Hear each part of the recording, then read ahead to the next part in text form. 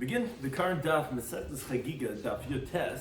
Begin on the bottom of the Chesed Beis, 5 lines up at the bottom of the Yommi. The Gemara continues with the sugya of Tumah Tahara, where Gemara will introduce a teaching which will ultimately relate back to Halacha Mishnah, which started this second half of the Masechta regarding the obligations of Netila, Tvila, and we're on different levels as it applies to the status of Chulin, Meiser, etc., that each one is more stringent than the other. Today's Daf. Some things discussed in today's Daf are that a person has to have an intent necessary in his washing his hands before touching or eating various foods, including that if someone immerses with the intention for a lower level of a tahara, where it becomes tahara regarding a higher level, that after someone, however, did immerse for tahara, he can still have the intention for whatever level he wishes, and if he still has one foot in the mikveh, he can still change his intentions for a more stringent level because he's still considered as if he's in the mikveh itself. Matvil and begal, whether one can immerse in various parts of a detached wave. Good achas, good asik, extending something lower, such as saying that a person coming out of a mikveh is still connected. Or good asik, which is extending something higher, such as allowing a lower body of water to be counted as part of a higher body of water. Big Dam Haaretz Medrash Laprushin. We discussed regarding the clothing of an Haaretz that are considered tamei. Those are careful to take chulin with tahara. The same goes for every separate level of tahara. And chulin shenasa tahara kodesh kodesh tamei, that if chulin is guarded on the standard of kodesh in order to be eaten with kodesh, whether they assume the more stringent halachas of kodesh as well. So begin the current daf. 5 lines up at the bottom of the Yommi. The Gemara introduces a brayso.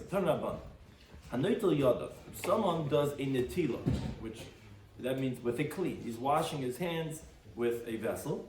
So niskavin, if he had intent when he was washing it, so then yadav tayris, his hands are pure. Lo niskavin, if he did not have intent, he wasn't focusing, he washed his hands, but he didn't think about what's it for, then yadav tumeis, his hands are still going to be considered as tamei. Same thing. Someone immerses his hands in a mikveh of 40 sa. Niskabin, if he had in mind, Yodav Tyrus, his hands are going to be pure. Lo Niskabin, if he did not have in mind, Yodav Tmeis, his hands are going to remain tam. That is the brayso. On that asked the Gemara, but time we learn the brayso seems to contradict this. The brayso says, Bein Niskabin, Bein Lo Niskabin, whether you focused or you didn't focus. Either way, if you did in a tilo, you did a tvila, Yodav Tyrus, the hands are pure. So do you need kavanah or do you not need kavanah? Amar Rav Nachman says, Lo Kash is not difficult. Kan l'chul. When did we say you don't have to have kavanah? Either way, it's going to be tar. It's for unsanctified produce. However, it's going to continue on top of your testament. When did we say that you need to have kavanah? Is for a meiser, and for sure, all the more so for truma, that those types of items you need to have kavanah that you're purifying it. And that the Gemara discusses. From where do you say this? You're resolving the contradiction, but where do you get this idea from? That to purify the hands for chulin, you don't need to have intent. So the Gemara, I'll bring your raya.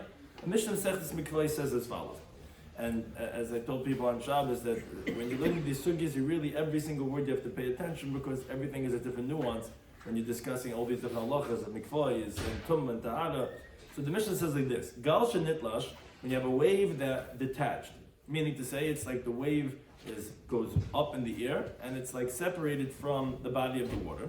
Now this wave is a huge tsunami, it has 40 sa inside of it.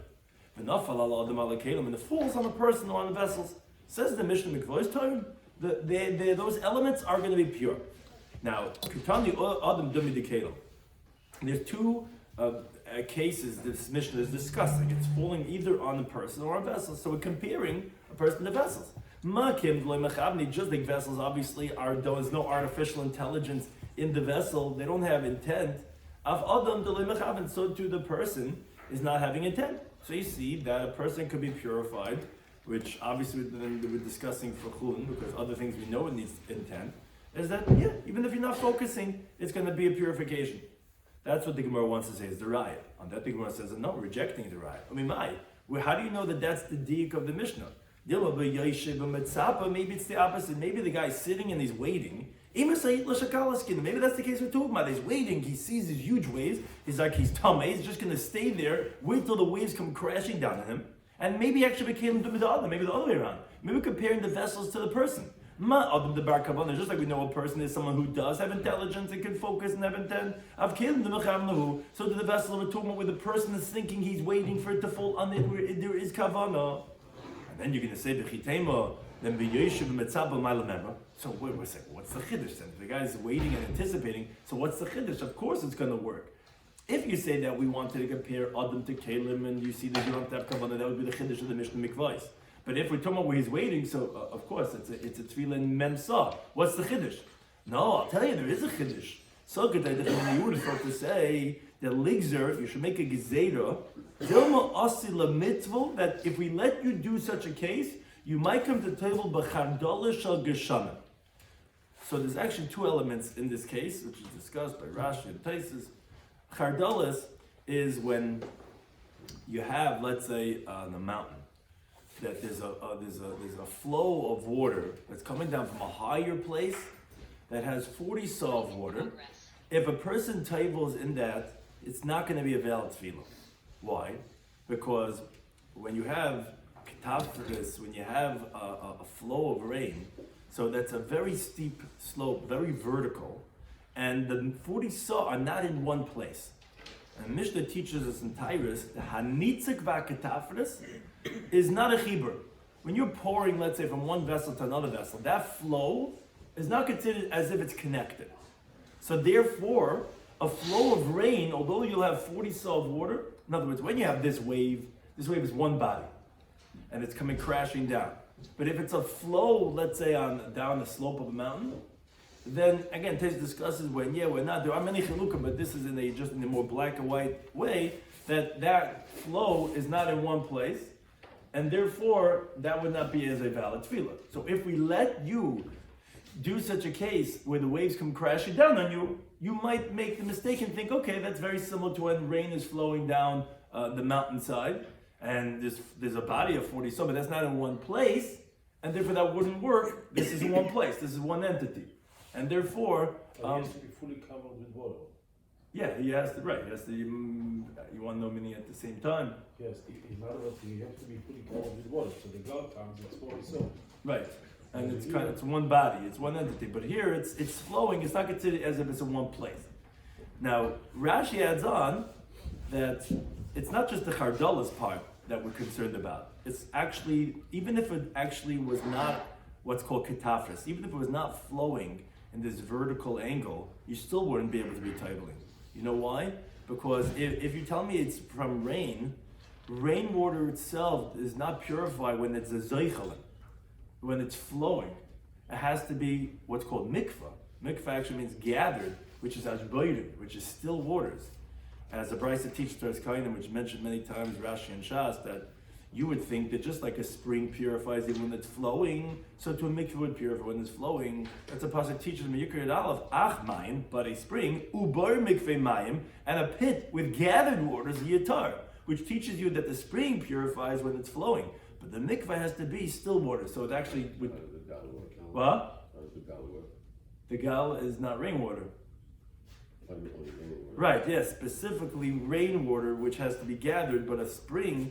Well, that's discussed also what's for the ocean, that's discussed, there's a lot of nuances over here, which trying to keep it as black and white as possible, but, so that's what Rashi says, there's actually two problems with Chardalas or Geshamim. It's the Chardalas part, which is the Ketafris, which is the Nitzuk, and then the Geshamim part, because Geshamim actually itself doesn't help. So, you would have thought would be concerned to let you purify with this wave that detached and keep crashing down on the vessel of a person, you think that shouldn't work. And therefore we have to tell you this chiddush, and therefore it's not a riot to what you wanted to say that it's adam dumi de kim that you didn't have kavanah. No, maybe it's kim dumi de adam that you did have kavanah. That was the chiddush. I'll tell you, it's a great chiddush, because if we would let you use such a way, you would thought, okay, if some body water comes crashing down on me, I could go on the side of the mountain and the rainfall is coming, and it's in those summer seasons they have these flood watches. And it comes flooding down the mountain, you would think it's good. No, A, that's rainwater, and B, that's chardalas. Or inami, another thing you would think is nixer dashim, that we should decree the head of the wave, which is when it comes crashing down to the earth, ought to keep it of the concern of the arches, meaning the middle part of the wave us surfer dudes, we know this because we got to go in between the, under the arch of the wave. So there's, in the middle of the wave, there's like, in the air, there's like an arch. And if you throw vessels up and you toivel it in the arch, that's not a tefillah, as the Gemara is going to explain. So you would think that we're not going to let you either have when it comes crashing down on you, this detached wave and comes down, because if we let you do it that way, you might throw up the vessel into the arch and toivel it that way. What's the difference? It's the same wave. So therefore, kamash malan d'la gazrina. Therefore, we have to tell you two chedushim that no, we're not geyser, and you could toivel with the crashing of the wave, the tip of it coming down on the person or the vessel. But again, we refuted the raya. We wanted to say Hari Nochum doesn't need kavanah because we say it's adam d'mid kalim. No, we said it could be kem d'mid adam, and there could be two other reasons that we had to say the chiddush. Either because you would think that it should be forbidden to use this way because of you might use chardal shel geshamim, and because you might come to table in the cave. Now says the Gemara, once we said this idea, Manot Temer, what do you say the limit in the kafin? You tell me the chiddush is that we're not concerned that if we let you use the end of the tip of the wave, that you might come to use the arch of it. How do you know you cannot table like that? Says the Gemara, telling you in the brisa. The brisa says, Matbilim b'roishim, you could table with the end, the tip of the waves, but the imatbilim kafin, you cannot table in the arch part of it. Because you can't table in the air. I mean, the Torah didn't say that a mikvah of the air for tabling. Rashi doesn't explain anymore, but that's what he says. He says that a mikvah in the air would not be valid, and therefore you see that the kafin wouldn't work. Al kaponim, we didn't have a raya yet that chulin does not need kavanah when you're tabling. So the Gemara says, I'll bring another raya that chulin does not need. That's how we resolve the opening contradiction of our daf. That you don't need to have kavanah when you're tabling for chulin or washing your hands. But now, Mishnah Masechet Machshir. Mishnah says, Peirosh shenaflo teich amas hamayim. Let's say someone's produce, someone's fruit, fell into the stream of water. So there it is. There goes his apple, and he's running after his apple down the stream. Upashit misha yodav tmeis. Someone whose hands were tummy, he stretched out. By the Chalamai trip, and there's one younger man stretched his hand up, and not one, and he said, "Oh, I got your apple," and he gives it back to the person. So what's the halacha? Says the Mishnah, Yodav Tahiris. That man who was tummy, his hands were tummy, let's say Stam Yadayim, whatever it is, hands were tummy. Now his hands are tar. Even if he did not have kavanah, he just wanted to save that little girl's apple, his hands are tar. Upedus in bechiyutim. But the produce itself is not in what's called kiyuta. The halacha is that for a food item to be susceptible to the mekabel tumah, it has to come in contact with one of the 7 liquids called Yad Shach Adam, which is the acronym Yud Dal Shin Ches Tes Dal and Mem, which are 7 different types of liquid. Yayin, Vaj, Chalab, there's many different liquids. It has to come in, and one of them is water.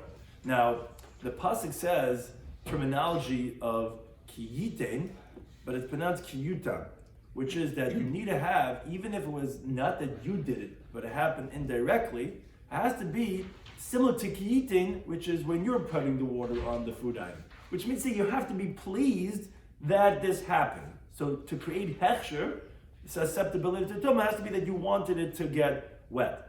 So here, the produce is not going to come from kiyitin because no one wanted any moisture over here. No one wanted, he didn't want to get his hands wet. The kid didn't want to get their apple into the water. No one wanted it to get wet. Therefore, although it got wet, it's not going to qualify to be mekabel tumah because it's not kiyutan dumit to kiyiten. Although kiyutan means water was placed on it, and kiyutan is he placing water on it. We compare that when it happened passively, it has to be just like as if you would do it actively, which means it has to have your rot. Here, no one wanted it to get wet. However, continues the Mishnah, let's say that the person put their hands in because they wanted to wash their hands, and that's why, let's say they were holding their apples, and they put their hands in with the apple because he wanted to wash his hands and he's holding his apple, so Yodav Tahiris, his hands are going to be pure, like we said before, because his hands anyways would have been pure, even though they didn't have kavanah. But that actually the produce is going to be qualified for kiyutan, that it will be susceptible to tumah. Why? Because since he's intending to wash his hands, so he's revealing his intention that he wants this apple to fall in, because it's through that he could wash off his hands. Meaning, let's say it fell out and he wasn't holding it, and he's grabbing the apple. Now he wanted to anyways wash his hands. So the way Rashi says it is that he's revealing his intent that he was okay with the apple falling in, because that actually prompted him to wash his hands. Did he lose the apple or somebody else? Right. It sounds like that. Well, if he lost it, right? But if somebody else lost the apple, how does that change the whole person's intent?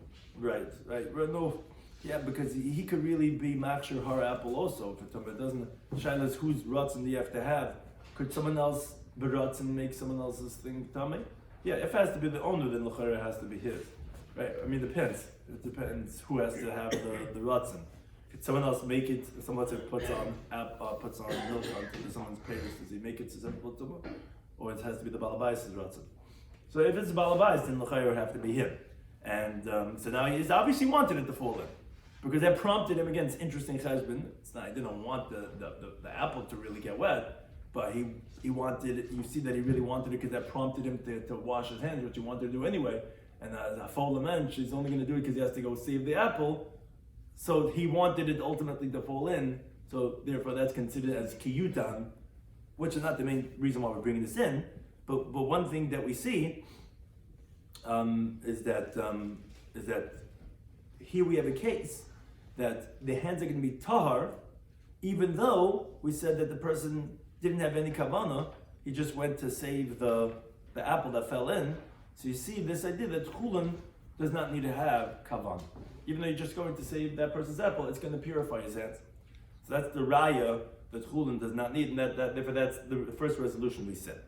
But now the Gemara asks, and this is why we introduced this teaching, because it relates back to halacha of our Mishnah. So as we said in our Mishnah, if someone is immersing for purification and he had in mind, that's what Rashi explained the word huchsik means, he had kavanah. For chulin, then we said, okay, but asla meiser. We said that there's levels of purification, and if you were purifying for chulin, that's not going to purify for meiser sheni, and so on, truma and kaddish and chatas and whatever. Now, but one thing is, says the Gemara, again, you see, if he had kavanah, then it's going to be considered tavila for at least for chulin. But if he doesn't have kavanah, then forget about it's not working for meiser, it's not working for chulin either. Didn't you just tell me that for chulin that you don't need to have kavanah? That's refuted from our Mishnah. Says the Gemara, this is what our Mishnah is saying. Even though it is kavanah for chulin, it's forbidden for meiser, meaning you don't have to have kavanah for chulin. It's considered as kavanah for chulin, and still you can be forbidden for meiser. It's not like you have to have that kavanah. It's considered as kavanah for chulin, and you still can be forbidden for meiser. So Gemara says, the Gemara continue for asking from our Mishnah. Our Mishnah said, if someone taival and he had no kavanah at all, kiloi tavel, as if he didn't taival at all. He just went swimming in the ocean. That's not going to qualify. Says the Gemara, my love kiloi tavel klal. Isn't it saying as if he didn't taival at all? Which you see that even for chulin it's not going to work. No, it's kiloi tavel l'meiser. As if he didn't table for meiser, but he is considered as if he table chulin because chulin does not need kavanah. Now says the Gemara, who suffered dachi komatchile? So he thought, Rabbi thought that Rav Nachman was just pushing him away. They're like, okay, mekemachem tiritzim, because the pashim shot doesn't sound like sounds like the way Rabbi was asking. That's kiloi tabel klal, and there's no chilukim between chulin and meiser, whatever this and that. It sounds like you were just pushing him away. But nothing, he went out, he checked for Ashkach, and he found the Tanya. Actually, a Brisa says explicitly the way Rav Nachman had answered him. The Brisa says, if someone taival and he did not have kavanah, so halacha is asur l'meiser mutar l'chulin. So you see clearly, he had answered. The Brisa says he's forbidden for meiser, but he's permitted for chulin. The Gemara continues related to the halacha of the Mishnah. Amar Rebbe Lazar. Rebbe Lazar says the following halacha. If tavel, very interesting halacha, which again is going to relate back to halacha of our Mishnah. If someone immersed and he comes out, and he comes up from the water, so the halacha is machzik atzvay. This opens up a whole discussion. At least he could still, again, like we said, the word machzik is that he can still have kavanah for himself for the tefillah that already tabled whatever he wants. Meaning we had said in the Mishnah, depending what your kavanah is going to qualify the status that it works for. It won't work for a higher status. Now we said if you have no kavanah at all, it's not going to work for anything. And if it's so low one, it's not going to work for a high one. On that says Rebbe Lazar, if you came out, then you could still convey for yourself whatever you wanted to have worked for. However, the Gemara asks Meisvif in the following brisa. Brisa says, if let's say a person came out of the mikveh, but he still has 1 foot in the water, so hooks in the double kal. So as follows: if he already had established himself, he had kavanah for some lighter level of status, so he could still have kavanah for a more stringent thing. But all if he came out totally, he cannot go ahead and have kavanah anymore for whatever it is that he wanted to purify himself for. Says the Gemara, don't we see that you cannot have kavanah at all? In other words, whether it is that you had established for yourself at the time of the tefillah by a davar kal, or whether you did not have kavanah for anything, once you're out, you can't have kavanah anymore. That refutes the teaching of Rabbi Lazar. Rabbi Lazar says, when you come out, you could still be maxing yourself whatever you want to. See, here we see in this second brisa, clearly, seemingly at least, that you cannot be kavanah for yourself once you come out, whether it's davar kal or you had no kavanah at all. Says Gemara, no.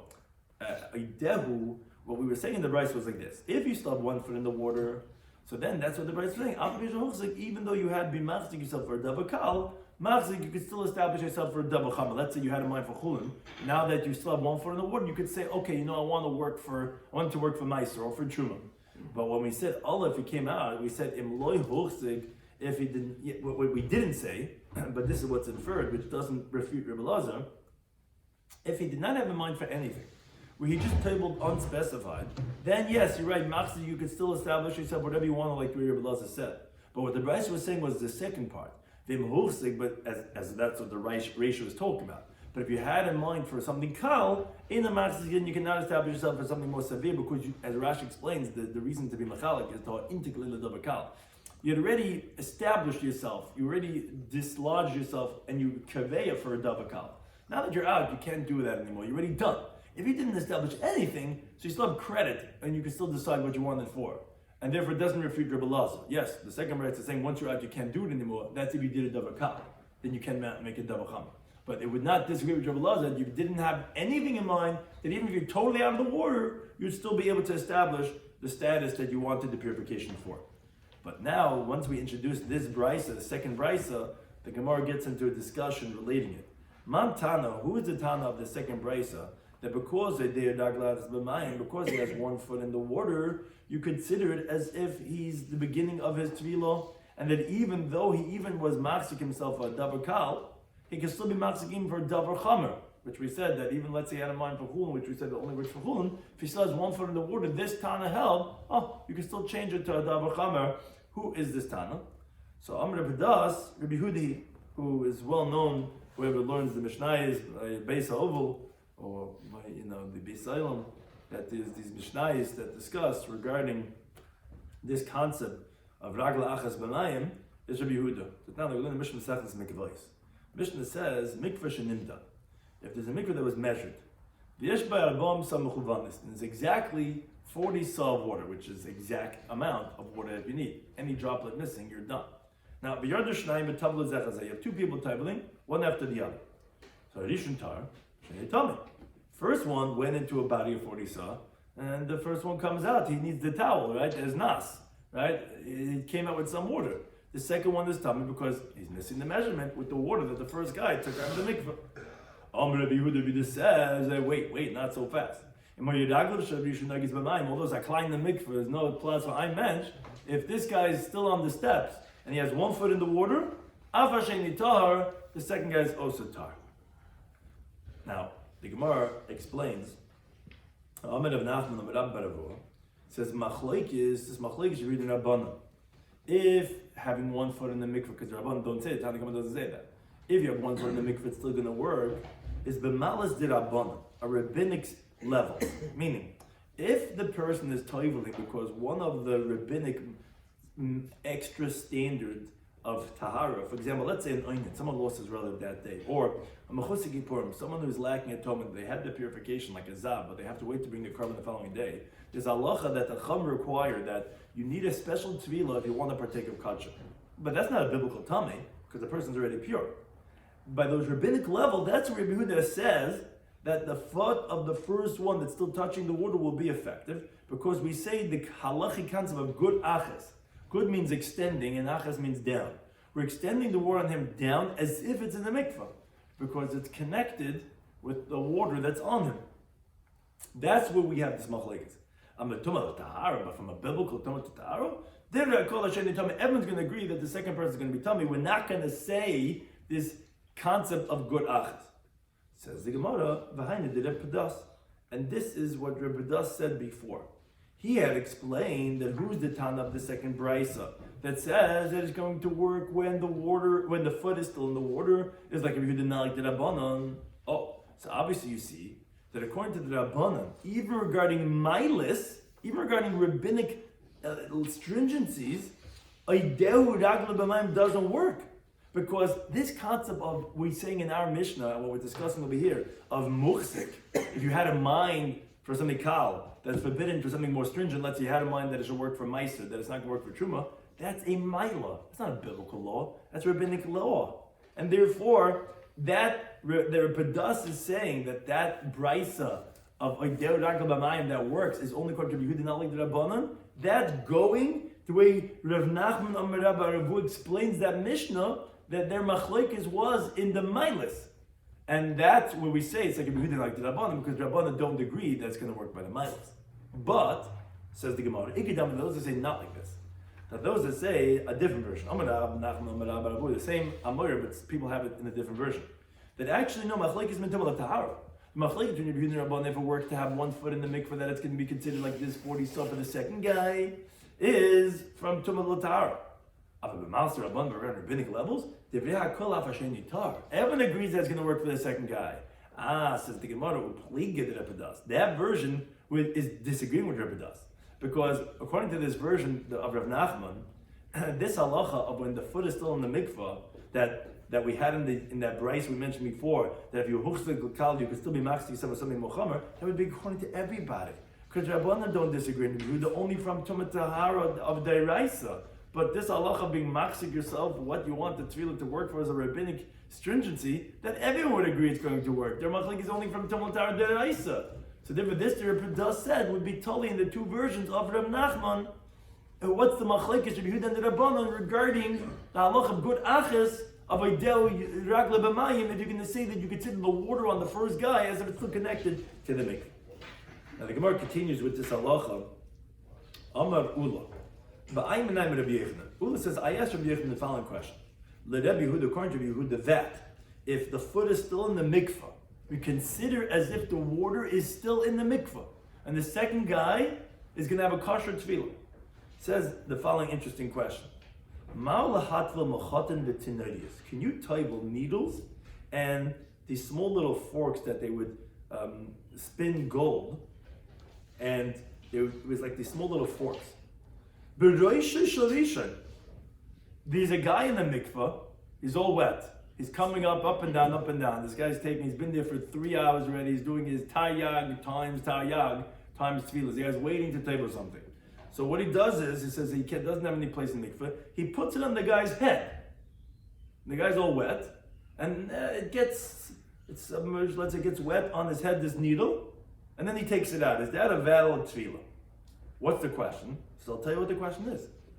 Good achis is Rabbi Yehuda. Do you say that we extend downward? Rabbi Yehuda holds that in the previous case, when the guy's foot is in the mikveh, it doesn't have 40 saw. It's 39.98. But you say you consider the little droplets on the guy's body as if it's down, extending down into the mikveh. That's what he says is going to work. But good achzik lesle, to extend upward, that doesn't work.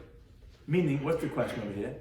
There's a guy that is coming out of the mikveh. He still has a foot in the mikveh, and he's coming up and down, bobbing up and down. Now, when you put it on his head, his wet head, maybe you see the mikveh going upwards. Just like you see it's extending downward, you see it's extending upwards. So the guy who tabled it on the guy's head, he traveled in the mikveh, because you see the mikveh extending upward. Or maybe you don't say that. Maybe he does hold. That's the question essentially. We know he holds good achas. Would he say good asik too? And that you could table the needle on the guy's head? So Amalei said to Yisur, We learned this in the Brisa, in the Tosefta. What? What have you the whole in Sukkah? Yeah, it's only shaila is it any different, right? Would it be the same shmuzin and all these different ways, or is it something? Because we're going to see that in places there's very finer points in these sugis that depending for what do we say good asa good achas, do we see as a full unit over here that we could extend it upwards? But let's see the case that the Brisa brings down. It was also discussed by Taisus why it's the cases as saying as follows: Shalish gamamias.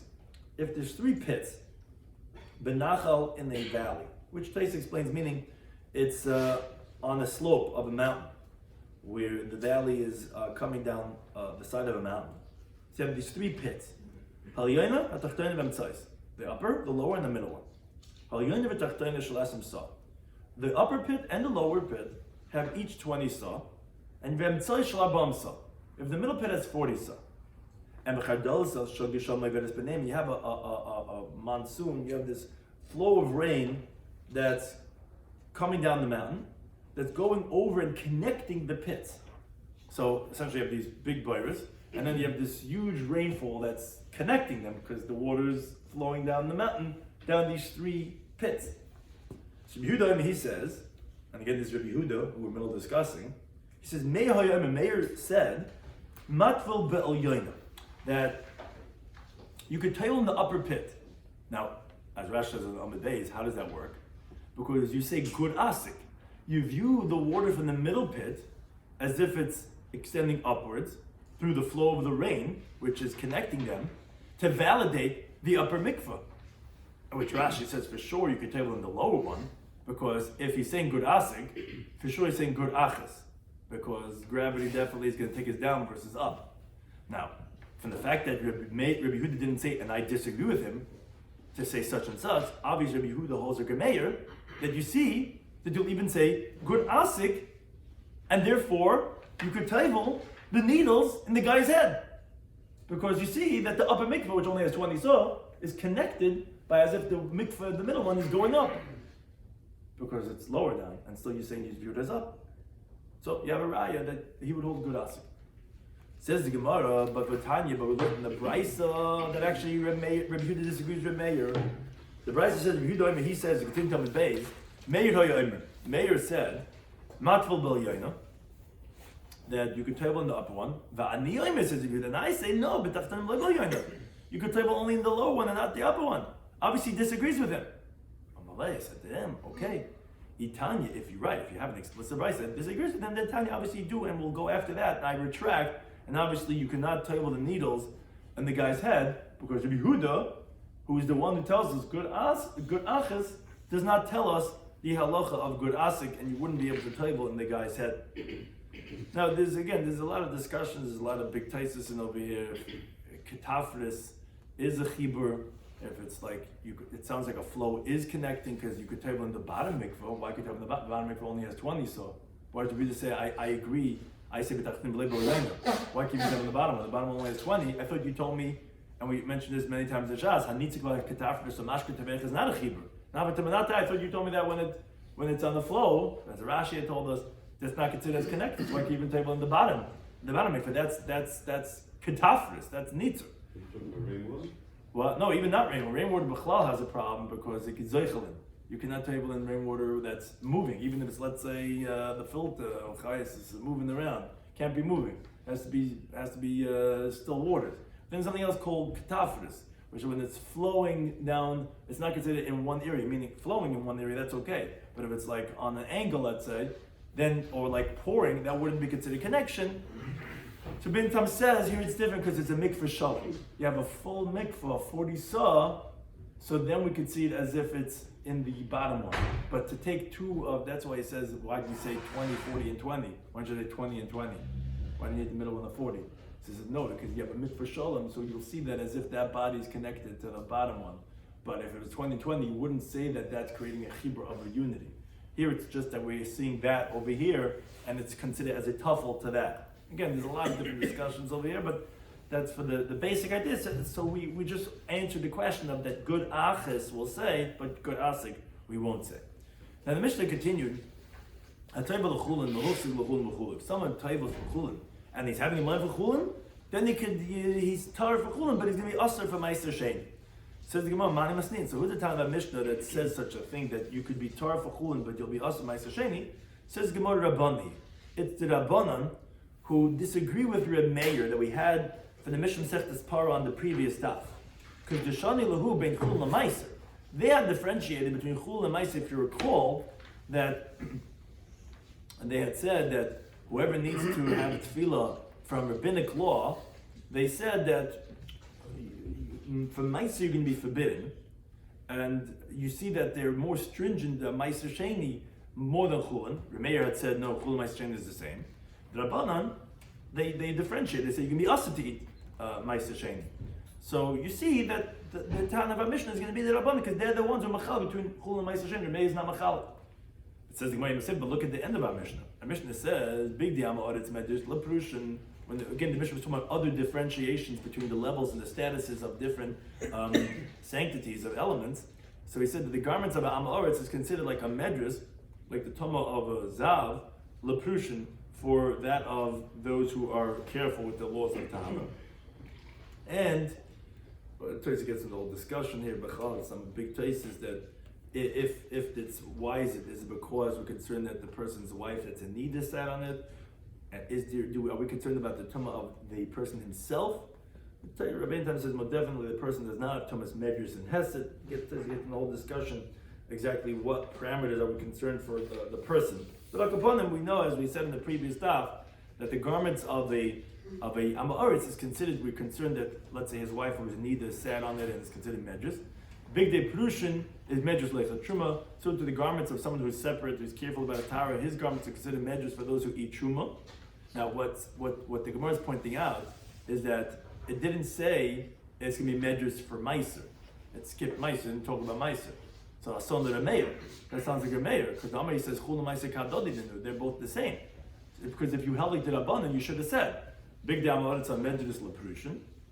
Perushin, they're only with chulun also, but they're careful with the hara. Then you should say big day Perushin is medrash le meiser, because they're only careful with chulun. It should be for meiser, then for meiser to truma, and so on. You skip meiser, so obviously that's like a mayor. So they should have been the mayor. So the reish is like the rabban who are machalik between chulun and meiser, and the sefer is like the mayor. Says he yes, reish should have been the mayor. Obviously the reish of the mission is like the rabban, and the sefer is like the mayor. Now, however, Ravacha bar Adam Mastin lo b'seif, he actually taught in the Sefer of the Mishnah actually Chomish milas, 5 levels, and actually because he says Perushim, Oichle Meiser, that's what he's adding on, Oichle Truma, Oichle Kodesh, and the Pardimu words, Omukala Kula Karaban, and therefore he actually says almost like Rabban. It's not like Rameh, because he actually does add in what we don't have in our Girsa, another level of Meiser, which is going like the Rabban who are Machal between Chul and the Meiser. Additionally, from our Mishnah, Amar Amari, he says Shema Minam. We can infer from our Mishnah that chulin, once we quoted just now, the Mishnah, chulin shenasal taras hakodesh, a person that's accustomed to eat kosher. So he accepts upon himself that even his chulin that he's eating, he's going to keep the level of purity of kosher, so that his family members should be careful and proficient in the laws of purity of kosher, because every day he comes home, wife says, "Ni yankle was hostis," and oh, the base of English on. They didn't want nicer. They're afraid it's going to expire tomorrow. There's a lot of stuff. There's a whole caravan of people came. He brought home. Wow, look at this. So they're always eating kachim in the family. So even if they go to the makolet and they have things, he wants to make sure whenever we're eating, we're always having the purity of kachim, because sa'achmul may bring kachim, and then people are going to be metam. It can become a shlishi. You have to be careful. So he eats. The whole family is always careful with the purity of kachim. So you could infer that chulin we treat k'kodesh dami. We treat that chulin as if it has the laws of kachim, which we said. Big day Am Haaretz is medrash le Perushim. We said big day Oichle Truma is medrash le kachim. This family's chulin is going to have the status of kachim. Says the Gemara, where do you get this from? So we get it from the halacha of our Mishnah. As we continue to have Chaf Meral. In our Mishnah, we didn't say any level. We didn't say that the big day Perushim, that they eat their chulin in taras chulin, which is what Perushim are. They're only eating chulin. We didn't say that's considered medrash for those who eat their chulin b'taras hakodesh. Obviously, it's included in kodesh, and you already said kodesh, because If it wasn't Kaidish, then you should differentiate because they're in the Chulun Altaris Chulun, they're in the Chulun Altaris HaKaidish, it should be a higher level. It should be different types of Prushin. In fact, we didn't say it, obviously, because eating Altaris HaKaidish is like Kaidish itself. Which the Gemara says, wait a second, what's the raya? The Dilma, maybe I could tell you no. Either it's actually like regular Chulun, where actually it doesn't help that this person is saying that he wants it to be as if it's Kachim because who are you? It's regular Chulun. Or maybe it's like Truma, because there actually is a Machlekes Tanoim elsewhere, as the Gemara is going to conclude, that does disagree with this. So maybe that's why I didn't say a Mala.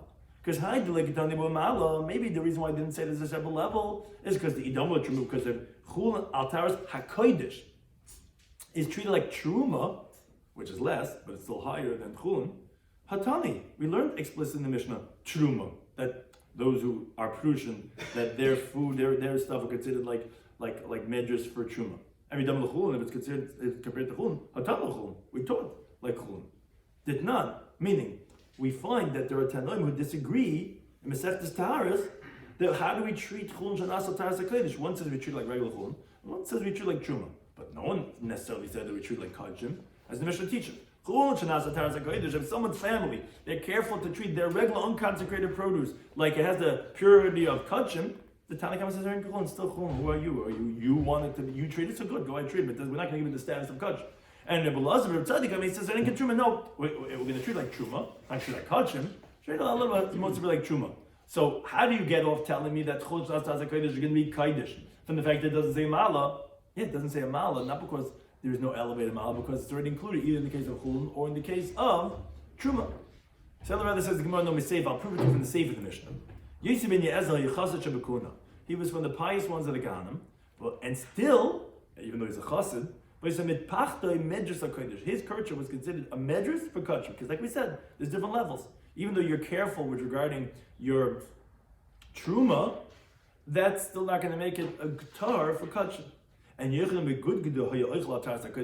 would eat his chulin with the purity of kachim all his days, and still, still his kircher was considered as a medrash for chatas, which we said means the paraduma waters.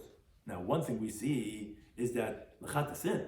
That means to say that his kircher was from a person that was having chulin al taharas hakodesh is l'chatasin. It's going to be considered medrash for the paraduma waters, but l'kodesh live, but not for kachim. Wait a second, but this is chulin. I thought chulin is automatically medrash, even if you're parish, for truma and for shuvah kachim. So obviously Alma that you see, Ksavar chulin shenasa taharas hakodesh, he held chulin that was made on the purity of kachim. It's kaidish dam is going to be treated like kachim, and therefore, although his kachim was going to be considered medrash for the chatas, but not for the kachim. For the kachim, actually treated with the same level of sanctity and the purity of that of kachim, and therefore his kachim, although he was only having chulin, which chulin we should treat it like, even though you're the most careful, we should treat it like as tumah for a higher level. No, we're going to treat it as kachim because that's the halach of chulin shenasa taharas hakodesh. Our Mishnah obviously held, not like those tanaim that we brought in Mesechtes Taharos to hold it's either like chulin or like truma. No, our Mishnah obviously holds that we treated there was al taharas hakodesh like kachim itself. Thank you for any time.